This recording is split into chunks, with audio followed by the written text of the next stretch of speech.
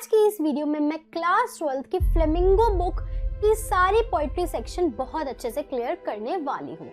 ये वीडियो आपकी one shot रहेगी जिसके अंदर सारी पोम्स जो है इंक्लूडेड रहेगी।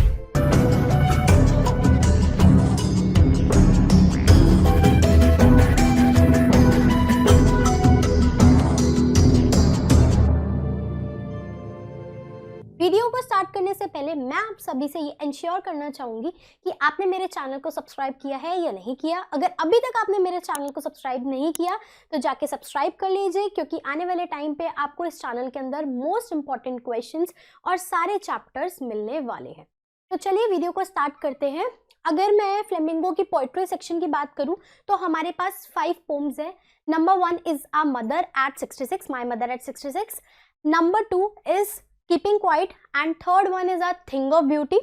Fourth one is Roadside Stand, जो कि बच्चों को बहुत ज़्यादा कॉम्प्लिकेटेड लगती है मगर आपको मैं बहुत अच्छे से क्लियर करने वाली हूँ।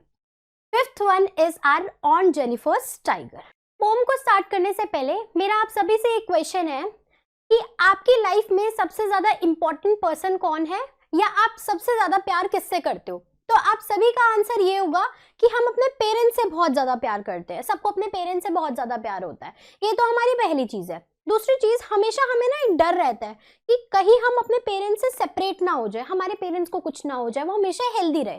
तो ये फीलिंग जो है हर एक बच्चे के अंदर होती है। तो ऐसी ही फीलिंग जो है कमला दास के मन में थी, क्योंकि उनकी जो मदर थी वो बहुत ज़्यादा ओल्ड हो गई थी due to her ageing process, और उनको ऐसा लग रहा था कहीं कुछ ऐसी अनफॉर्चुनेट सिचुएशन ना हो जाए जिसकी वजह से वो अपनी मम्मा से सेपरेट ना हो जाए। और कमला दास का जो पेन नेम था वो माधवी कुटी था। तो स्टार्ट करते हैं हम अपनी पोम की लाइन बाय लाइन एक्सप्लेनेशन को। Driving from my parents home to Cochin last Friday morning I saw my mother beside me. अब कमला दास बता रही है कि वो अपने पेरेंट्स के घर से कोचिन जा रही होती है लास्ट फ्राइडे मॉर्निंग में, और उसकी मम्मा जो है उसको सी ऑफ करने उसके साथ जा रही होती है। आई सॉ माई मदर बिसाइड मी, वो देखती हैं उनकी मम्मा जो है बिल्कुल उनके साथ में बैठी हुई हैं। डोज, डोज माने क्या होता है? शॉर्ट नैप लेना। ओपन माउथ, माउथ उनका बिल्कुल ओपन है। हर फेस एशन, एशन का मतलब होता है pale, like that of a corpse, corpse का मतलब होता है डेड बॉडी। तो वो उस पॉइंट ऑफ टाइम पे जब वो जा रही होती है, कार में अपनी मम्मा को देखती है, वो एक झपकी ले रही होती है, और उस पॉइंट ऑफ टाइम पे वो ऑब्जर्व करती है कि उनकी मम्मा का फेस जो है इतना पेल हो गया है, इतना येलोइश हो गया है, इतना कलरलेस हो गया है जैसे एक डेड बॉडी का होता है।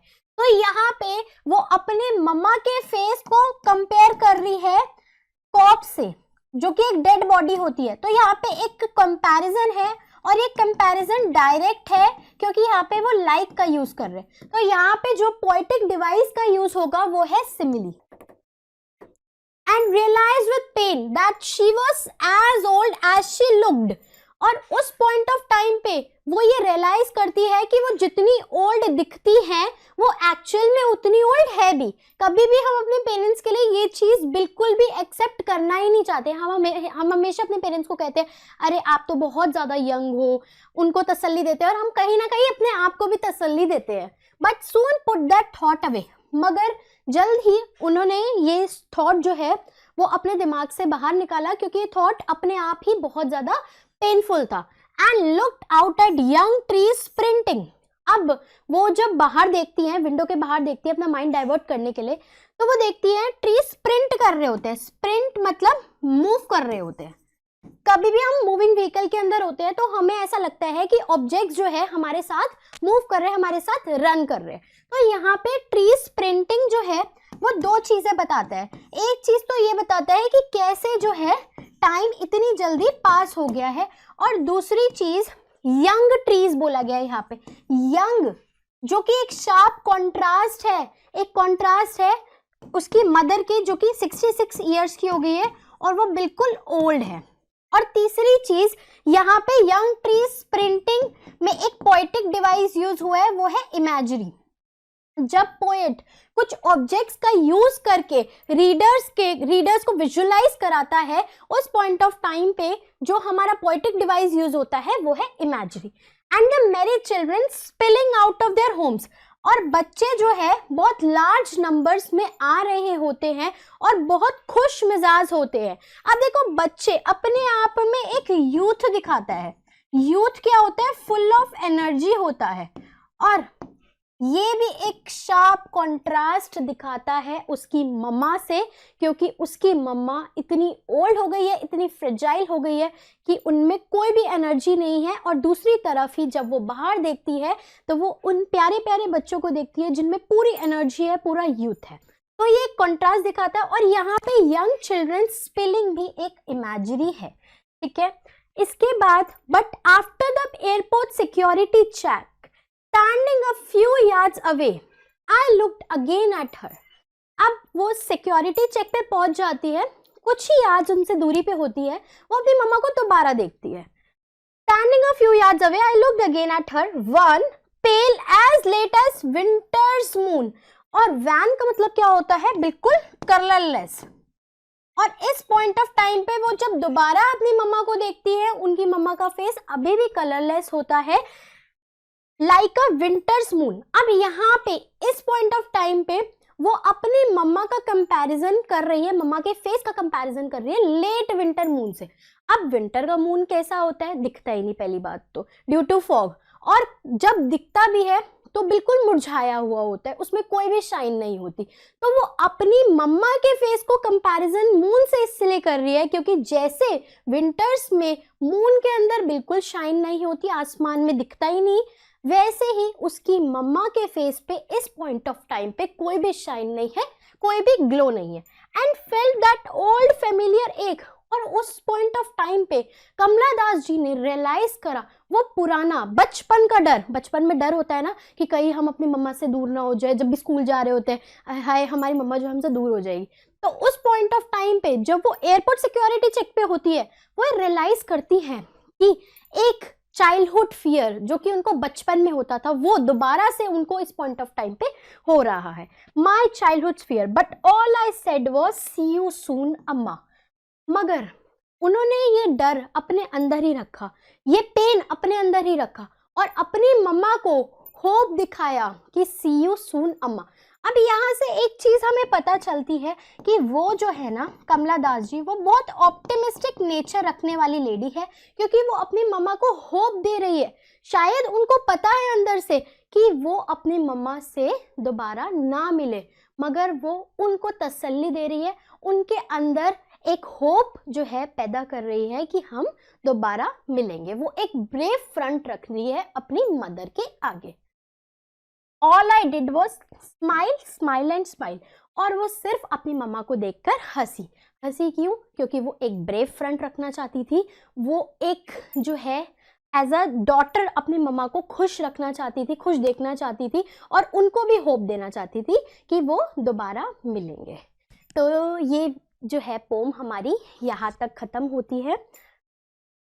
तो स्टार्ट करते हैं हम अपनी नेक्स्ट पोम, जो कि है कीपिंग क्वाइट, जिसको लिखा है पैब्लो नेरूदा ने। इस पोम के अंदर ऑथर बेसिकली हमें बहुत सारी बातें बोल रहे हैं, उसमें से कुछ बातें हैं पोएट हमें कह रहे हैं कि इंट्रोस्पेक्ट करो। पहली चीज इंट्रोस्पेक्ट क्या होता है, अपने अंदर झांको, अपनी एक्टिविटीज को देखो, क्या आप सही काम कर रहे हो, क्या आप सही रास्ते पे हो, ये चीज आपने देखनी है। नेक्स्ट, अपने आप को समझो, understand yourself. Number third, peace और हार्मनी मेंटेन करो। एंड नंबर 4 इज अपने एनवायरनमेंट को बिल्कुल भी नुकसान ना पहुंचाओ। तो ये कुछ मैसेजेस हैं जो कि पोएट हमें इस पोम के थ्रू देना चाहते हैं। तो चलिए इसकी लाइन बाय लाइन एक्सप्लेनेशन भी देख लेते हैं। Now we will count to 12 and we will all keep still. अब यहाँ पे पोएट हमें कह रहे हैं कि 12 तक काउंटिंग करो, 1 से लेकर 12 तक काउंटिंग करो और बिल्कुल स्टिल रहो। स्टिल माने बिल्कुल इनएक्टिव रहो, कोई भी आपने एक्टिविटी नहीं करनी, सारे अपने काम जो है बंद कर देने हैं। अब यहाँ पे एक तरफ तो पोएट हमें बोल रहे हैं काउंट करो, काउंट करना इज लाइक आप कोई एक्टिविटी कर रहे हो, और एक तरफ हमें बोल रहे हैं स्टिल रहो। स्टिल मतलब बिल्कुल नॉन एक्टिव रहो, इनएक्टिव रहो, कोई भी आपने एक्टिविटी नहीं करनी। तो यहाँ पे दो अपोजिट वर्ड्स यूज करे हैं। जब ऐसा हो तो हमारा एक पोएटिक डिवाइस यूज होता है जो कि होता है एंटीथेसिस। और उसके बाद यहाँ पे है वी विल, यहाँ पे W का रिपीटेशन हो रहा है। W माने कॉन्सोनेंट साउंड का रिपीटेशन हो रहा है। जब भी कॉन्सोनेंट साउंड का रिपीटेशन होता है तो हमारा एक पोएटिक डिवाइस यूज होता है जो कि होता है एलिट्रेशन। अब पोएट हमें कह रहे हैं 12 तक काउंटिंग करो और बिल्कुल चुप रहो, बिल्कुल इनएक्टिव रहो। अब यहाँ पे पोएट हमें 12 तक काउंटिंग करने के लिए क्यों बोल रहे हैं? हमें वो 50, 100 तक की काउंटिंग करने के लिए क्यों नहीं बोल रहे? मे बी हमारे पास 12 आवर्स होते हैं, 12 ही हमारे पास मंथ्स होते हैं, और अगर हम इस पोम के नेम को देखें तो इसमें जो अल्फाबेट्स है वो भी आपके 12 ही है। For once on the face of the earth, let's not speak any language. Let's stop for 1 second. अब बोल रहे हैं कि इनएक्टिव रहो, और पहली बार ऐसा धरती पे होगा जब हम कोई भी लैंग्वेज नहीं बोलेंगे। अब वो लैंग्वेज ना बोलने के लिए क्यों बोल रहे हैं? देखो, लैंग्वेज बोलने से ही ना हम सब में एक डिस्टिंक्शन आती है, हम सब अलग हो जाते हैं, एक डिस्क्रिमिनेशन आता है। तो वो चीज जो है हमें बंद करनी है, और हमें 1 सेकंड के लिए रुकना है and not move our arm so much, और हमें अपनी आर्म्स की मूवमेंट बिल्कुल भी नहीं करनी। अब यहाँ पे आर्म्स की मूवमेंट 2 चीजें बता दी है। एक तो हमें जो भी हम राइटिंग वर्क कर रहे हैं, अपने जो भी काम कर रहे हैं वो बिल्कुल बंद कर देने हैं। दूसरी आर्म की मूवमेंट होती है जो हम वॉर्स के अंदर वेपन्स का यूज करते हैं, वो भी हमें बंद कर देना है। तो यहाँ पे पोएट हमें बोल रहे हैं कि हमें 12 तक काउंटिंग करनी है और बिल्कुल चुप रहना है, और पहली बार ऐसा धरती पे होगा जब हम सभी लोग जो है बिल्कुल इनएक्टिव रहेंगे, कोई भी लैंग्वेज नहीं बोलेंगे। 1 सेकंड के लिए वो हमें चुप रहने के लिए बोल रहे हैं, और हमें बोल रहे हैं बिल्कुल भी अपनी आर्म्स की मूवमेंट हमें नहीं करनी। अब यहाँ पे एनाफोरा का भी यूज हुआ है। एनाफोरा क्या होता है? जब 2 सेम वर्ड्स कॉन्जिक्यूटिव लाइन्स में रिपीट होते हैं, वो होता है आपका एनाफोरा। जैसे यहाँ पे लेट्स, सेम वर्ड आपका 2 कॉन्जिक्यूटिव लाइन्स में रिपीट हुआ है। चलिए आगे देखते हैं इस पोम को। It would be an exotic movement. Exotic माने एक स्ट्रेंज मूवमेंट होगा, विदाउट रश, कोई भी भागा दौड़ी नहीं होगी, कोई भी इंजन्स की आवाज नहीं होगी। इंजन्स मतलब व्हीकल्स, कोई भी व्हीकल्स नहीं चलेंगे धरती पे। अब यहाँ पे व्हीकल्स ना चलना मतलब हमारा पॉल्यूशन रुकेगा। तो यहाँ पे कहीं ना कहीं पोएट हमें कह रहे हैं कि एनवायरनमेंट को भी हमें प्रोटेक्ट करना है। We would all be together. वो कह रहे हैं अगर हम बिल्कुल भी मूवमेंट नहीं करेंगे अपने आर्म्स की, हमारी इंजन्स की जो है आवाजें नहीं होंगी और कोई भी भागा दौड़ी नहीं होंगी, हम सारे लोग एक साथ होंगे इन अ सडन स्ट्रेंजनेस, एक ऐसे एनवायरनमेंट में जो कि बिल्कुल स्ट्रेंज है, जो कि पहले कभी इस धरती पे नहीं हुआ।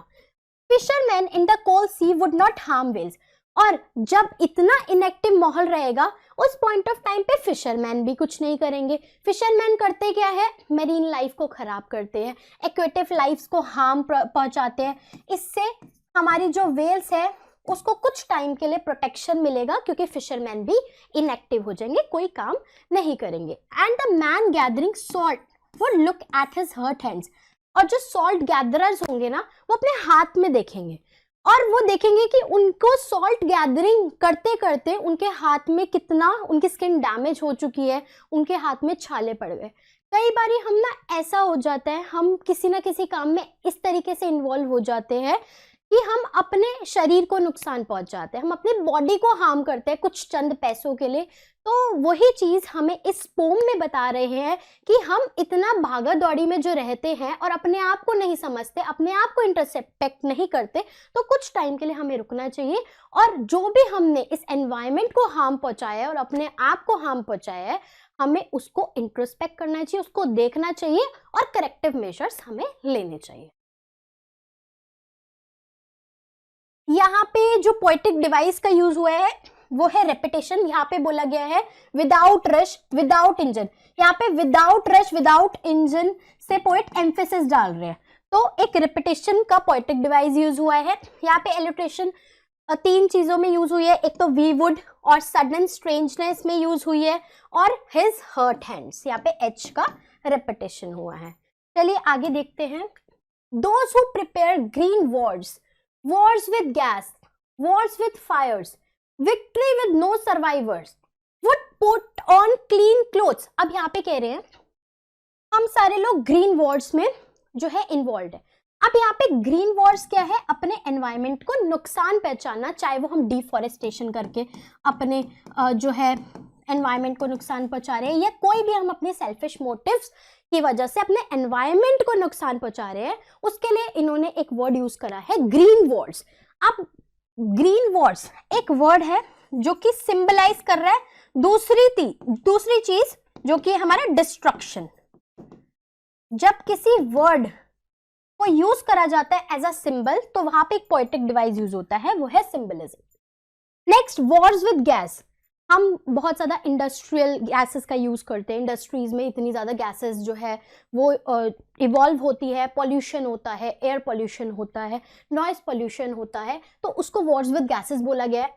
वॉर्स विद फायर्स, जब लड़ाइयाँ झगड़े होते हैं जैसे वर्ल्ड वॉर वगैरह, उसमें फायर का यूज़ होता है, उसमें बंदूकों का यूज़ होता है, एक दूसरे को लोग मारते हैं। Victory with no survivor. अब देखो इस लड़ाई झगड़े में जो है ऑफ कोर्स ही बात है, एक देश तो जीतता ही है।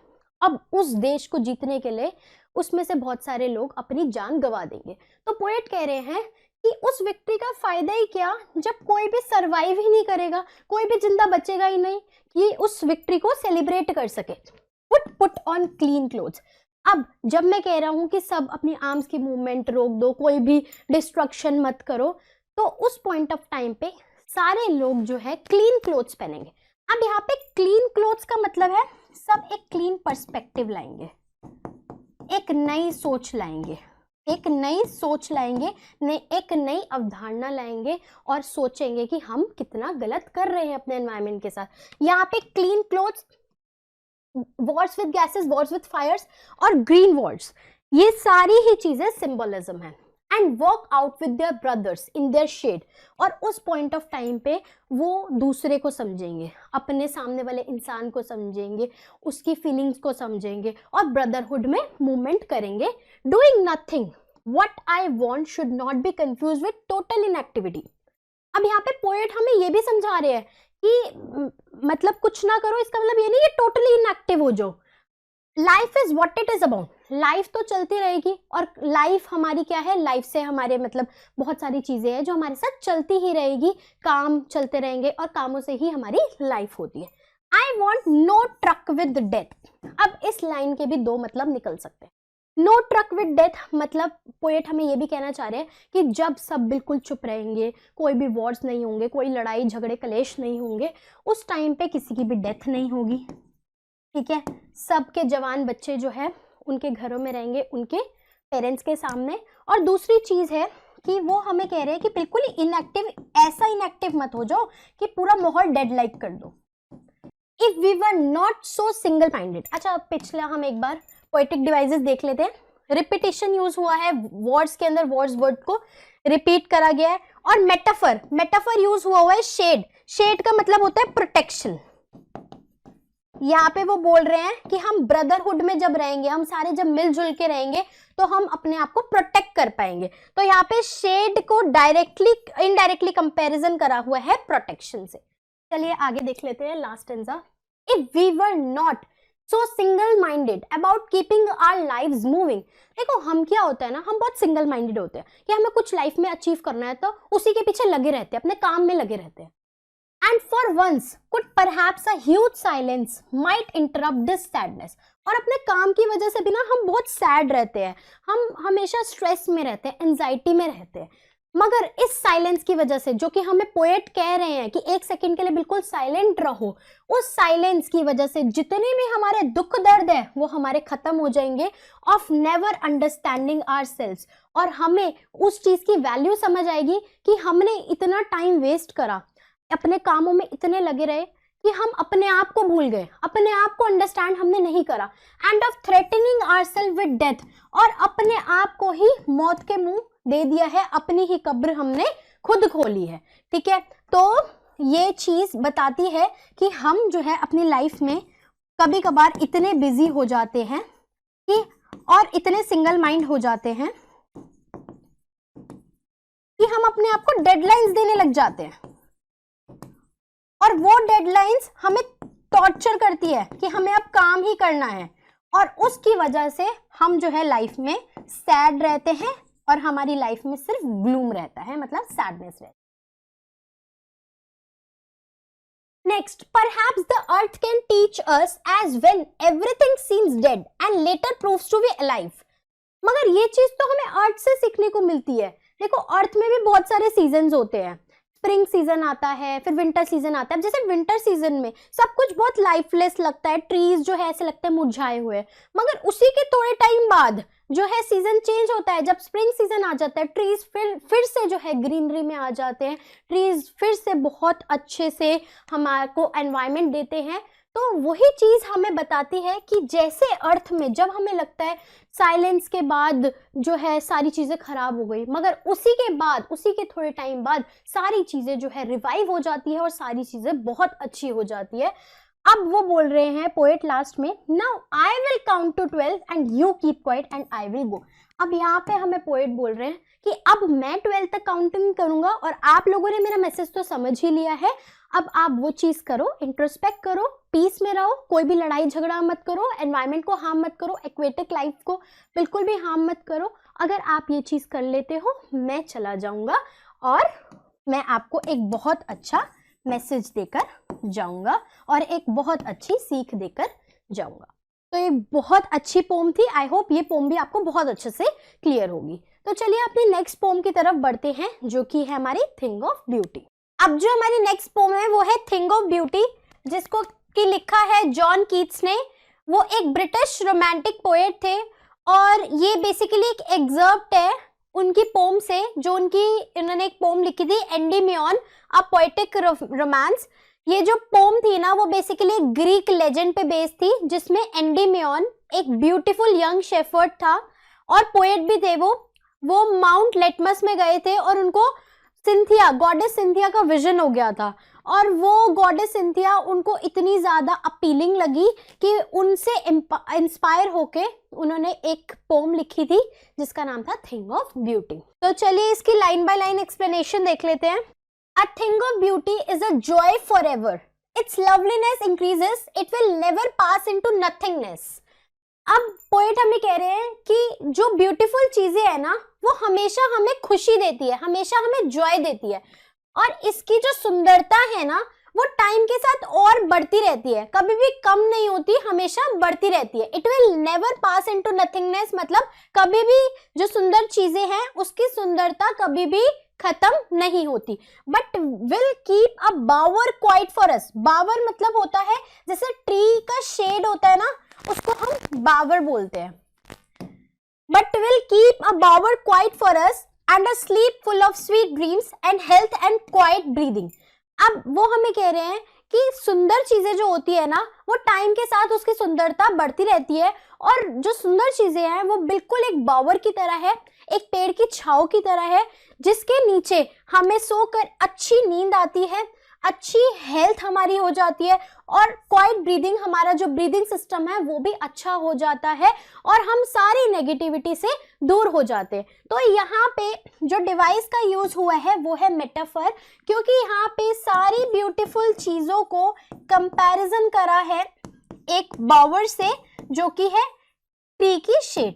नेक्स्ट आती है एम्बैजमेंट, फिर आता है therefore on every morrow we are wreathing a flowery band to bind us to the earth। morrow होता है next day, wreathing होता है encircling।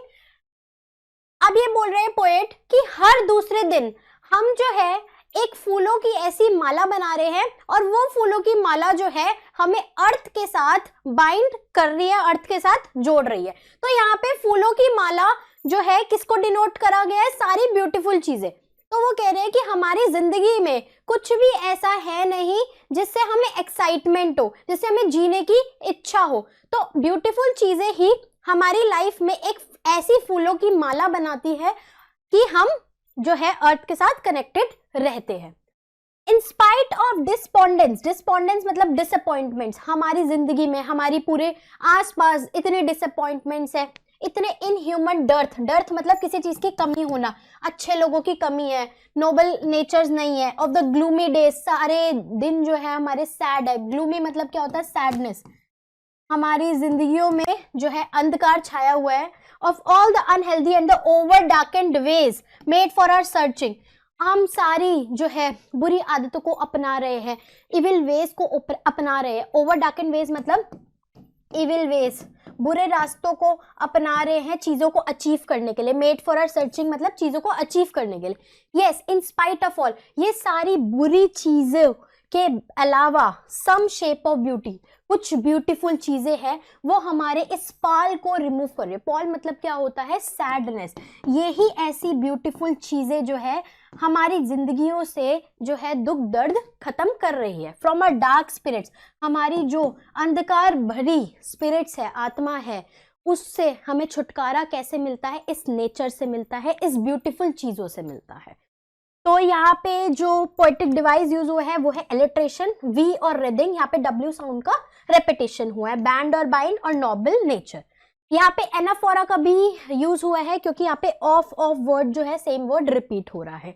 और यहाँ पे मेटाफर का भी यूज हुआ है क्योंकि यहाँ पे फ्लावरी बैंड का यूज हुआ है। फ्लावरी बैंड को डिनोट करा गया है सारी ब्यूटीफुल चीजों से जो कि हमें अर्थ के साथ बाइंड करती है। तो देखा जाए तो ये सारी हमारी प्रॉब्लम्स है। इन ह्यूमन डर्थ, सारे गंदे गंदे लोग हैं हमारे आसपास, और सारे अनहेल्दी वेज को, हम इविल वेज को, जुआ वगैरह हम खेलते हैं और ताकि पैसे कमाने के लिए, मतलब इविल वेज का जो है चुनाव करते हैं चीज़ों को अचीव करने के लिए, अर्ली सक्सेस को अचीव करने के लिए basically.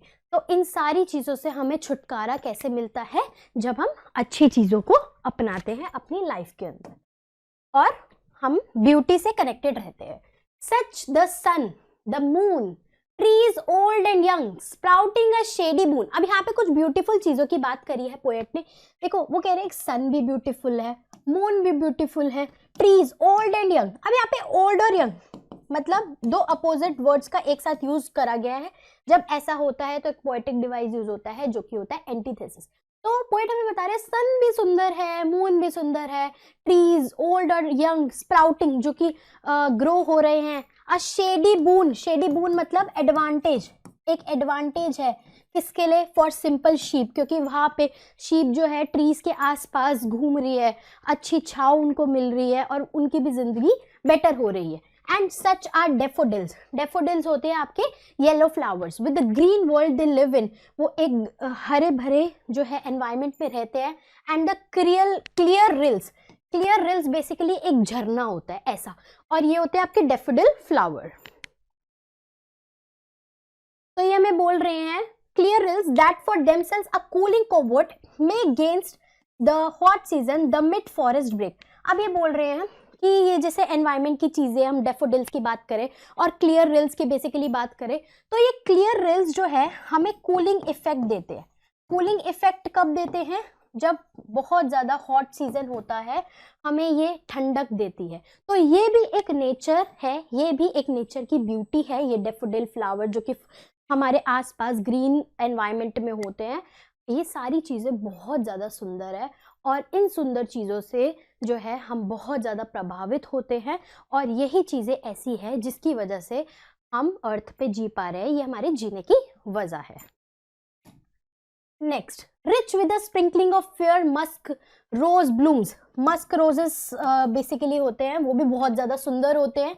And such too is the grandeur of the dooms. Dooms मतलब क्या होता है? डिस्ट्रक्शन। अब पोएट कह रहे हैं जो सारे डिस्ट्रक्शन की कहानियां हैं, जो सारी वर्ल्ड वॉर हुई है और वो सारी चीज़ों को भी इन्होंने सुंदर बोल रखा है। We have imagine for the mighty dead, क्योंकि उसमें हमारे जो माइटी मतलब बहुत महान, मतलब जो मर के भी महान है, उन लोगों की हम कहानियां सुनते हैं और जो है रीड करते हैं हमारी बुक्स के अंदर। ये भी एक थिंग ऑफ ब्यूटी ही है। An endless fountain of immortal drink, ये सारी ही चीजें एक एंडलेस है। इमॉर्टल मतलब जो कभी भी खत्म नहीं होती, एक ऐसी ड्रिंक जो कि कभी खत्म नहीं होती। pouring into us from heaven's brink मतलब होता है एज। तो ये सारी सुंदर चीजें एक ऐसे फवारे की तरह है, जो फवारा डायरेक्ट जो है स्वर्ग से आ रहा है, हेवन से आ रहा है। ये सुंदर चीजें बिल्कुल वैसी ही है।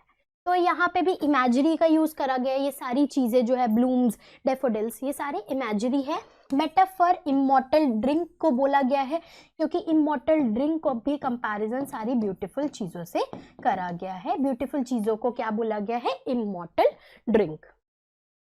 तो ये थी हमारी बहुत ही सुंदर पोम। आई होप ये पोम भी आपको बहुत अच्छे से क्लियर हो। अगर आपको किसी भी पोम के किसी भी लाइन में प्रॉब्लम आती है तो आप मुझसे कमेंट सेक्शन पे ज़रूर पूछिएगा। चलिए नेक्स्ट पोम की तरफ बढ़ते हैं। तो अब हमारी नेक्स्ट पोम है रोड साइड स्टैंड, जिसको लिखा है रॉबर्ट फ्रॉस्ट ने। रॉबर्ट फ्रॉस्ट बेसिकली जितने भी पोम्स लिखते थे वो पुअर लोगों पे लिखते थे, उनकी पैथेटिक कंडीशन पे लिखते थे, और कैसे वो अपनी मिजरेबल लाइफ जो है लीड कर रहे हैं उस सारी चीज़ों को हाईलाइट करते थे अपनी पोम्स और स्टोरीज के थ्रू।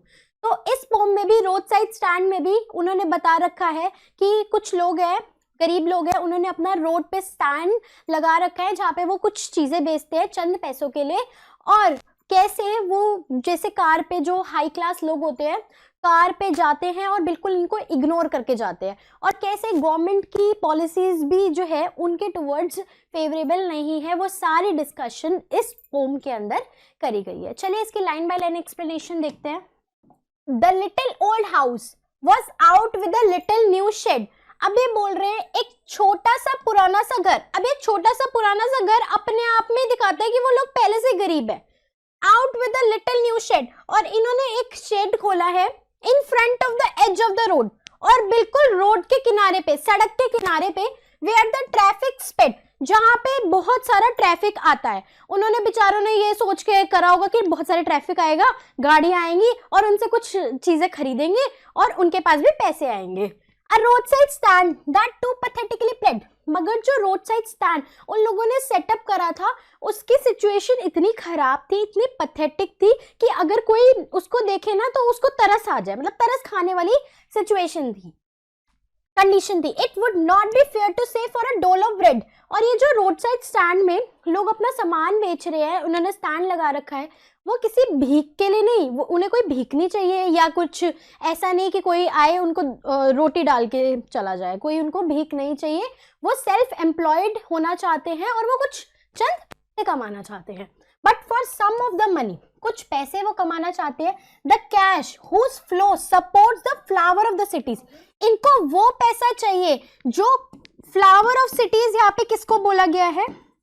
यहाँ पे फ्लावर ऑफ सिटीज बोला गया है उन डेलिकेट लोगों को जो सिटीज में रहते हैं। जैसे उनके लिए पैसा इतना इंपॉर्टेंट है और उनको पैसे का फ्लो, कैश फ्लो डूबने से, सिंकिंग मतलब डूबने और विदरिंग मतलब मुरझाने से और बेहोश होने से बचाता है, उसी पैसे का कुछ पोर्शन उन रोड साइड स्टैंड के लोगों को चाहिए। The polish traffic pass with a mind ahead, अब गाड़ियां तो वहां से जाती है, बहुत सारा ट्रैफिक पास होता है, मगर वो लोग अपने ही जो है धुन में होते हैं और आगे चलते जाते हैं।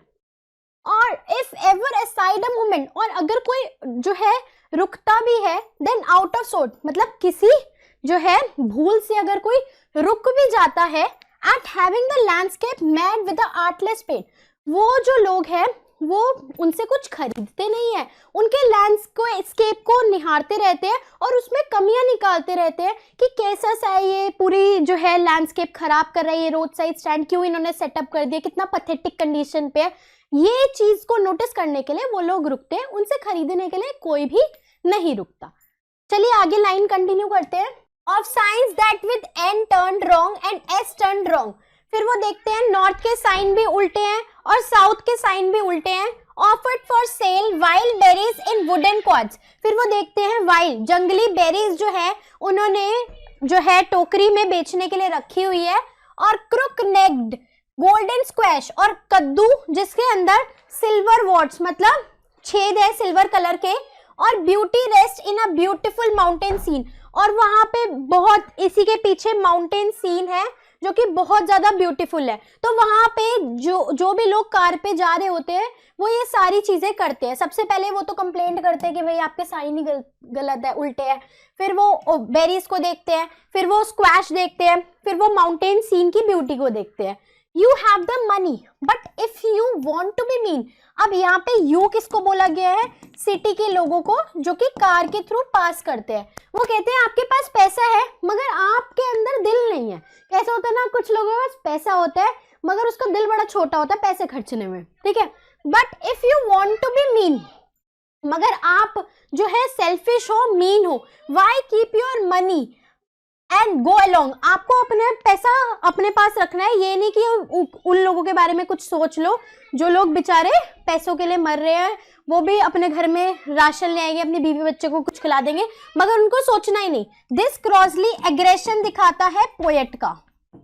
The hurt to the scenery wouldn't be my complaint. अब कंप्लेन के अब जो पोएट कह रहे हैं कि ये कंप्लेन मेरी नहीं होगी कि आपके साइंस गलत है और ये आपकी पैथेटिक कंडीशन है, मैं बिल्कुल भी ऐसे कंप्लेन नहीं करूंगा जैसे कि कार के लोग आपके थ्रू कंप्लेंट्स करके जा रहे हैं। अब नेक्स्ट हमारा आता है so much as the trusting sorrow or what is unsaid। अब ये लोग कहते हैं कि कभी भी सिटी के लोगों ने उनसे आके प्रॉमिस नहीं करा कि हाँ जी आप रोड साइड स्टैंड लगाओगे तो हम आपसे खरीदेंगे। ये तो बस उन्होंने एक एक्सपेक्टेशन लगाई थी कि हाँ जी हम अगर रोड साइड स्टैंड लगाएंगे तो लोग आएंगे, सिटी के लोग आएंगे और हमसे कुछ खरीद के जाएंगे, और वो एक्सपेक्टेशन हमारी पूरी नहीं हो पाई। Here far from the city we make a roadside stands। शहर से इतनी दूर हमने इतनी मेहनत करके अपना रोड साइड स्टैंड लगाया है and ask for some city money to fill in hand। और हम बस चाहते क्या है, वो सिटी के लोग जो इतना पैसा कमा रहे हैं उसका कुछ पोर्शन हमारे हाथ में आए और हम उस हाथ में उस पैसे को फील कर पाए, यही तो हम चाहते हैं। To try if it will not make our being expand. हम अपनी लाइवलीहुड को जो है डेवलप करना चाहते हैं, हम अपनी जो है स्टैंडर्ड ऑफ लिविंग को बढ़ाना चाहते हैं, बस यही हमारी एक्सपेक्टेशन है। And give us the life of moving picture promise. अब जैसे मूवीज में हमारे पिक्चर्स में दिखाया जाता है कि कैसे एक बंदा था, बहुत ज़्यादा गरीब था, उसने बहुत ज़्यादा मेहनत करी, फिर वो अमीर हो गया। जैसे सिद्धू मूसेवाला का गाना है हमारा जो गेम आजकल सुनते हैं बच्चे, हम सब यंगस्टर्स तो बेसिकली सुनते हैं, तो उससे भी उन्होंने इंस्पायर होकर रोड साइड स्टैंड खोला कि हाँ जी हम अगर मेहनत करेंगे तो हम भी जो है ऐसे फ्लरिश होंगे, हम भी एक दिन अमीर बनेंगे। That the party in power is set to be keeping from us. और ये जो चीज़ें हैं ये हमारे राइट्स है, ये हमें मिलने चाहिए, ये लाइवलीहुड हम डिजर्व करते हैं, मगर इस चीज़ से हमें डिप्राइव्ड रखते हैं, इस चीज़ से हमें वंचित रखते हैं। कौन? पॉलिटिकल पार्टी के लोग, जिन्होंने कभी भी हमें ये एक्सपीरियंस नहीं करने दिया। चलिए आगे बढ़ते हैं। It is in the news that all these pitiful kin are to be bought out and mercifully gathered in. अब ये एक न्यूज फैल रही है कि ये जो सारे लोग हैं रोड साइड स्टैंड वाले जो बेच रहे हैं और बहुत पिटीफुल कंडीशन में रह रहे हैं, उन सबको एक साथ लाया जाएगा और एक अच्छी जगह पे इनको गैदर किया जाएगा। टू लिव इन विलेजेस, इनको हम विलेजेस अलॉट कर देंगे नेक्स्ट टू द थिएटर, जिसके पास थिएटर वगैरह होंगे, स्टोर वगैरह होंगे और ज्यादा अच्छी फैसिलिटीज होगी, सहूलियतें होंगी, जिससे वो अपनी लाइवलीहुड अच्छे से जी पाएंगे। Where they won't have to think for themselves anymore। उन्हें ये प्रॉमिस किया जा रहा है कि ऐसी हम तुम्हें जिंदगी दे देंगे कि तुम्हें अपने बारे में कुछ सोचना ही नहीं पड़ेगा, हम तुम्हें सारी फैसिलिटीज प्रोवाइड करेंगे, तुम्हें कोई काम धंधा करने की जरूरत नहीं है। While greedy good doers, अब ये greedy good doers बोला गया है क्योंकि ये खुद लालची है, लालची लोग हैं और ये दिखा रहे हैं कि हम अच्छा कर रहे हैं, अच्छा कर्मा कर रहे हैं, ठीक है, मगर एक्चुअल में ये नहीं है, ये बेनिफिशिएंट है, अपना फायदा ढूंढ रहे हैं, beast of prey. Swarm over their lives enforcing benefit, उनकी जिंदगी को और ज्यादा आलसी बना रहे हैं और ज्यादा कंफर्ट भरी बना रहे हैं। ये सब जो है उनको आइडियाज देके कि हम लोग ये कर देंगे, तुम्हें कुछ करने की जरूरत नहीं है। इससे वो लोग जो है आलसी हो रहे हैं क्योंकि वो उन प्रोमिसेस पे जो है कहीं ना कहीं बिलीव कर रहे हैं, मगर एक्चुअल में वो जो है ये वादे करके उनसे वोट पाना चाहते हैं और जो है अपना बेनिफिट देख रहे हैं, मगर उनका बेनिफिट बिल्कुल भी नहीं देख रहे। That are calculated to soothe them, soothe मतलब उनको रिलैक्स करना चाहते हैं ताकि वो अपनी सोच समझ जो है सब भूल जाए, अपना परिश्रम जो है बिल्कुल भी ना करे और जो है उन पे डिपेंड हो जाए। And by teaching them how to sleep, और उनको सोना सिखा रहे हैं कि आप जो है अपनी लाइफ में सो, कुछ नहीं हम आपको दे रहे हैं, सब कुछ करने की जरूरत नहीं है। दे स्लीप ऑल डे, ठीक है, ताकि वो ये सारे वादे करके जो है खुद सो रहे हैं, मतलब उन प्रोमिसेस से पीछे हट जाएंगे एक बार जब उनकी जो है बेनिफिट, उनका जो लालच है वो पूरा हो जाएगा, उसके बाद वो सो जाएंगे और वो इग्नोर कर देंगे कि हमने क्या प्रॉमिस करा है। Destroy their sleeping at night the ancient way, और ये करके वो अभी तो उनको रिलैक्स कर रहे हैं कि अभी सो जाओ, और ये करके उनकी वो हमेशा की आगे की जिंदगी की नींदें जो है बहुत ज्यादा खराब करने वाले हैं। नींदें जो है बिल्कुल डिस्ट्रॉय करना चाहते हैं और उनको स्पॉइल करना चाहते हैं बेसिकली ये वादे करके, ताकि वो जो है बहुत रिलैक्स हो जाए, अपनी लाइफ को इंजॉय करे। ठीक है, जैसे कि ब्रिटिशर्स ने हमसे वादे करके हमें स्पॉइल करा था, उसी तरीके से ये जो है पॉलिटिशियंस इन रोड साइड स्टैंड के लोगों को स्पॉइल करना चाहते हैं। चलिए आगे बढ़ते हैं। अब नेक्स्ट हमारा है sometimes I feel my self I can hardly bear. अब यहाँ पे आई कौन है? यहाँ पे आई है पोएट। अब पोएट कहते हैं कभी कभार तो मुझसे खुद से बर्दाश्त नहीं होता, the thought of so much childish longing in when, कि उनकी जो लॉन्गिंग है, जितना वो चाहते हैं कि हमारे पास कोई रुके और हमसे कुछ खरीदे, वो सारी जो है पानी में फिर रही है, उनकी सारी विशेष, उनकी सारी एक्सपेक्टेशन। अब यहाँ पे चाइल्डिश क्यों बोला हुआ है? देखो जैसे जो है बच्चे अपने पेरेंट्स से डिमांड करते हैं, एक्सपेक्टेशन करते हैं कि हमें ये चाहिए, हमें वो चाहिए, उसी तरीके की एक्सपेक्टेशन उन लोगों की होती है। The sadness that lurks near the open window there, वो बेचारे बस विंडो के बाहर जो है विंडो से देखते रहते हैं कि कोई आए, हमारे पास रुके। For the squeal that waits all the day in almost open prayer, पूरे दिन जो है वो प्रेयर करते रहते हैं, हाय कोई हमारे पास रुके, हमसे कुछ खरीदे। For the squeal of brakes the sound of stopping cars, उन्हें बस क्या चाहिए कि जल्दी से ब्रेक लगे और हमारे पास कोई रुके और हमसे प्राइजेस ही पूछ ले। Of all the 1000 selfish car that pass, हजारों सेल्फिश कार्स वहां से पास करती है। अब यहाँ पे सेल्फिश कार्स क्यों? क्योंकि वहां पे उसके अंदर जो बैठने वाले लोग हैं वो सेल्फिश है और मीन है। Just one to inquire what a farmer's prices are, अब एक रुका तो क्या सिर्फ उसने प्राइजेस पूछे और खरीदा ही नहीं बेचारों से कुछ। And one did stop but only to plough up the grass in using the yard to back and turn around, और एक कार जो रुकी वो अपना यू टर्न मारने के लिए रुकी, और यू टर्न मारते मारते उन्होंने ग्रास को भी जो है उखाड़ दिया था। तो ये प्लाइट थी उन लोगों की जो कि बहुत ज्यादा पेनफुल लग रही थी पोएट को। चलिए आगे करते हैं। अब नेक्स्ट हमारा आता है and another to ask the way to where it was bound. अब कुछ लोग रुकते हैं तो रास्ता पूछने के लिए कि भैया शिमला जाना है तो कौन सा कट लिया जाए, कौन से हाईवे पे जाना चाहिए। And another to ask could they sell it a gallon of gas, they couldn't, this costly, they had none, didn't it see. अब कुछ बेवकूफ लोग उनसे पूछते हैं कि गैस मिलेगी। ऑफ कोर्स सी बात है, फ्रूट्स एंड वेजिटेबल्स वाला भैया है, वहाँ पे गैस कहाँ से मिलेगी? तो इस बात में पोएट को बहुत ज्यादा गुस्सा आता है। पोएट को लगता है कि वो लोग इनको नीचा दिखाना चाहते हैं। No in country money the country scale of gain, तो वो कहते हैं जो ये विलेजर्स की मनी है, जितना भी वो थोड़ा बहुत कमाते हैं ना के बराबर, उनसे इस पैसे से उनकी डेवलपमेंट लाइफ में कभी भी नहीं हो सकती। The requisite lift of spirit has never been found, जो डेवलपमेंट है वो कभी भी जो है उन्होंने नहीं पाया, और वो डेवलपमेंट जिसकी उनको जरूरत है, जिन पैसों की उनको जरूरत है, वो उनको कभी भी नहीं मिली। और so the voice of the country seems to complain, इसीलिए तो वो लोग कंप्लेन कर रहे हैं कि अरे भाई हमारे पास रुक जाओ और हमसे कुछ खरीद ही लो, तुम्हारा क्या चला जाएगा। I can't help owning the great relief it would be to put these people at one stroke out of their pain। अब यहाँ पे पोएट अपनी फीलिंग जो है वो दिखा रहे हैं कि मेरा बस चलता ना तो मैं इनको एक झटके से इस प्रॉब्लम से जो है बाहर निकाल देता, मगर ये इस तरीके से फंसे हुए हैं कि इनकी प्रॉब्लम्स तब एंड होगी जब इनकी लाइफ एंड होगी। ठीक है जी। And then next day as I come back into the scene, अब उस दिन तो मैं ये सोच के सो गया, मगर जब मैं अपने होश में आया अगले दिन, पोएट कह रहे हैं I wondered how I should like you to come to me. अब यहाँ पे यू कौन है? हमसे एक्सपेक्ट कर रहे हैं, पोएट जो है हमारे वो रीडर से एक्सपेक्ट कर रहे हैं। And offer to put me gently out of my pain, वो हम लोगों से जो है ये एक्सपेक्ट कर रहे हैं कि हम लोग जो है कुछ ना कुछ करें, कुछ इनिशिएटिव ले और इन लोगों की जो है सिचुएशंस को थोड़ा सा इम्प्रूव करें और चीजों को बेहतरीन बनाए। ये पोएट हम लोगों से एक्सपेक्ट कर रहे हैं। तो ये थी हमारी पोम, बहुत ही अच्छी पोम थी और आई होप ये कॉम्प्लिकेटेड पोम आपके लिए मैं इजी बना पाई हूँ। तो चलिए ये पोम तो हो गई है हमारी कवर। अब इसमें कुछ लिटरेरी डिवाइसेस है वो भी हम देख लेते हैं।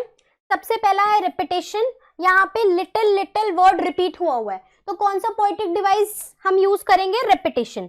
उसके बाद इस लाइन में बोला गया है road side stand that too pathetically played.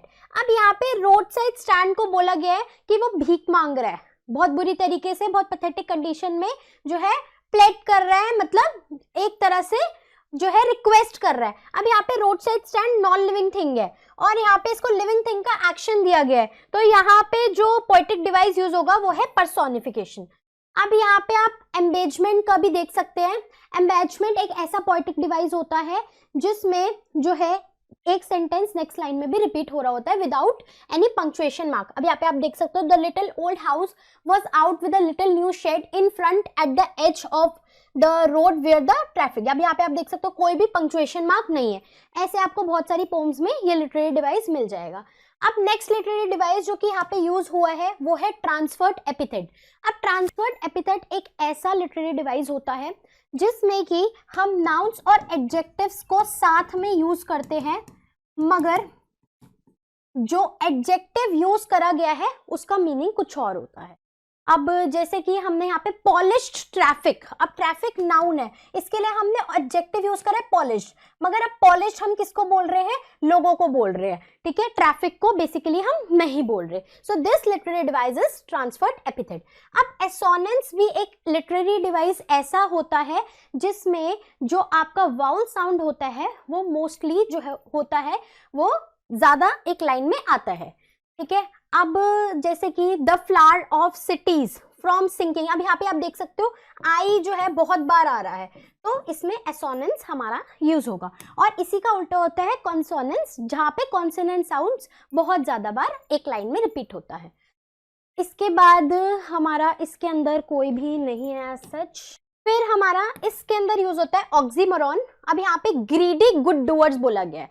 Oxymoron एक ऐसा पोएटिक डिवाइस होता है जहाँ पे दो अपोजिट वर्ड्स एक साथ यूज करे जाते हैं। अब यहाँ पे ग्रीडी, अब जो लोग लालची होते हैं वो कैसे अच्छा काम कर सकते हैं, तो यहाँ पे ऑक्सीमोरॉन यूज करा गया। बेनिफिशिएंट वो लोग होते हैं जो दूसरों का भला करते हैं। बीस्ट मतलब जो दूसरों का चीज जो है छीन के ले जाते हैं, ठीक है। ये दोनों उल्टे हैं और एक साथ हमने लगा रखा है, तो ऑक्सीमोरॉन का डिवाइस यूज करेंगे। अब इन दोनों में एलिट्रेशन भी यूज हो रहा है। इसके बाद यहाँ पे हम इस लाइन में देख सकते हैं द रिपीट हो रहा है, तो यहाँ पे एनाफोरा का डिवाइस यूज होगा और यहाँ पे भी एक ट्रांसफर्ड एपिथेट यूज हुआ है सेल्फिश कार्स। अब यहाँ पे कार्स नाउन है, सेल्फिश एडजेक्टिव है, मगर ये सेल्फिश कार्स को नहीं बता रहा, किसको बता रहा है? पीपल को बता रहा है, ठीक है। तो ये पोम जो है हमारी पूरी तरीके से एंड होती है। चलते हैं हम नेक्स्ट पोम की तरफ। अब हमारी लास्ट पोम है ऑन जेनिफर्स टाइगर, जिसे लिखा है एड्रीना रिच ने, जो कि नीस है ऑन जेनिफर्स की। देखा जाए तो हर एक लड़की का सपना होता है कि उसकी शादी के बाद लाइफ बहुत अच्छी हो, मैरिज लाइफ बहुत अच्छी हो। ऐसा ही कुछ ड्रीम था हमारी ऑन जेनिफर्स का, मगर उसके जो डिजायर्स है, उसके जो सारे ड्रीम्स है वो खत्म हो गए आफ्टर मैरिज। कैसे खत्म हो गए? क्योंकि उनके हस्बैंड उनको इतना डोमिनेट करने लग गए कि वो अपने सारे डिजायर्स, अपने सपने जो है वो भूल गई और जो है एक ऐसी लाइफ, एक ऐसी फियरफुल लाइफ जो है जीने लग गई जिसे वो बिल्कुल भी पसंद नहीं करती थी। तो चलिए इसकी लाइन बाय लाइन एक्सप्लेनेशन देख लेते हैं। On Jennifer's tiger prance across a screen, bright topaz, denizens of a world of green।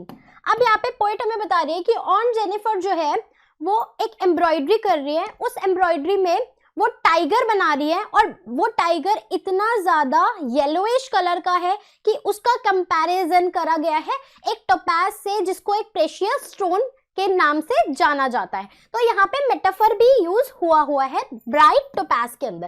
तो यहाँ पे वो एक पैनल में एम्ब्रॉयडरी कर रही है जहाँ पे एक टाइगर है और वो इतना ज्यादा ब्राइट है जैसे कि एक टोपाज होता है, जैसे टोपाज को बेसिकली प्रेशियस स्टोन माना जाता है येलो कलर का, और उसके आसपास सारी ग्रीनरी है।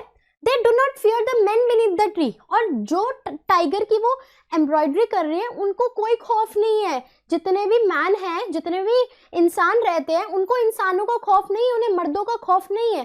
तो यहाँ से एक कॉन्ट्रास्ट दिखा रहा है, क्योंकि यहाँ पे बताया जा रहा है कि ऑन जेनिफर को डर है किसका? अपने हस्बैंड का, मगर उस टाइगर को जिसे वो बना रही है उसे किसी का डर नहीं है। क्यों? क्योंकि उसको अपने हस्बैंड का इसलिए डर है क्योंकि उसका हस्बैंड बहुत ज्यादा डोमिनेंट है और वो उसको जो है सप्रेस करता है और उसके सारे डिजायर्स को फुलफिल नहीं होने देता। They do not fear the man beneath the tree. They pace in a sleek, chivalric certainty. अब वो जो है जैसे टाइगर बिल्कुल जो है कॉन्फिडेंट होके चलते हैं, उन्हें किसी का डर नहीं होता। उसी के कॉन्ट्रास्ट में हमारी है ऑन जेनिफर, जिन्हें अपने हस्बैंड से बहुत ज्यादा डर लगता है। यहाँ पे जो पोएटिक डिवाइस यूज हुआ है, एक तो ब्राइट टोपाज मेटाफर, यहाँ पे एनाफोरा का यूज हुआ है। एनाफोरा जब एक ही वर्ड को दो कंसेक्यूटिव लाइन में रिपीट किया जाता है, जैसे कि दे। अब नेक्स्ट हमारा आता है when aunt is dead her terrified hands will lie still ringed with ordeals। यहाँ पे पन का यूज हुआ है still ringed with ordeals। she was mastered by the tigers in the panel that she made will go on prancing proud and unafraid। अब वो poet बता रही है कि ऑन जेनिफर इतनी मिजरी में है कि अगर उनकी डेथ भी हो जाए ना, तब भी वो इस शादी के बंधन से जो है छुटकारा बिल्कुल भी नहीं पा सकती। उनके सर पे इतनी मैरिटल रिस्पॉन्सिबिलिटीज है, इतनी ज्यादा मैरिटल ऑब्लिगेशंस है, ड्यूटीज है कि मरना भी उनके लिए एक सॉल्यूशन नहीं है। मरने के बाद भी वो जो बैंड है वो उनके हाथ में ही रहेगा। बैंड माने वो रिस्पॉन्सिबिलिटी उनके हाथ में रहेगी और वो मरने के बाद भी अपने हस्बैंड से डोमिनेट होती रहेंगी। The tigers in the panel that she made, मगर जो पैनल पे उन्होंने टाइगर की एम्ब्रॉयडरी करी है वो तो अपना प्रांसिंग करेंगे प्राउडली और अनअफ्रेडली। अब ये प्राउडली और अनअफ्रेडली ये डिजायर्स दिखाते हैं। किसके डिजायर्स? ऑन जेनिफर के। ऐसा ही तो वो चाहती थी, वो अपनी फियरलेस लाइफ चाहती थी और शादी के बाद उनकी लाइफ बिल्कुल ही स्पॉइल हो गई। ऑन जेनिफर का जो पेन है वो एड्रिना रिच ने इस पोम के थ्रू जो है डिस्क्राइब कर रखा है। इसमें एक पोएटिक डिवाइस यूज हुआ है सेनेक्डोश। इसमें क्या होता है बेसिकली, जब पोएट जो है वो एक पार्ट का यूज करता है टू डिस्क्राइब होल। अब यहाँ पे टेरिफाइड हैंड्स का यूज करा गया है, सिर्फ हाथ जो है कपकपा रहे हैं, हाथ जो है डर रहे हैं, मगर वो खुद ही पूरा डर रही है, तो इसीलिए हम सेनेक्डोश का यूज कर रहे हैं। आई होप आपको सारे पोएट्री सेक्शन बहुत ही अच्छे से क्लियर होगा।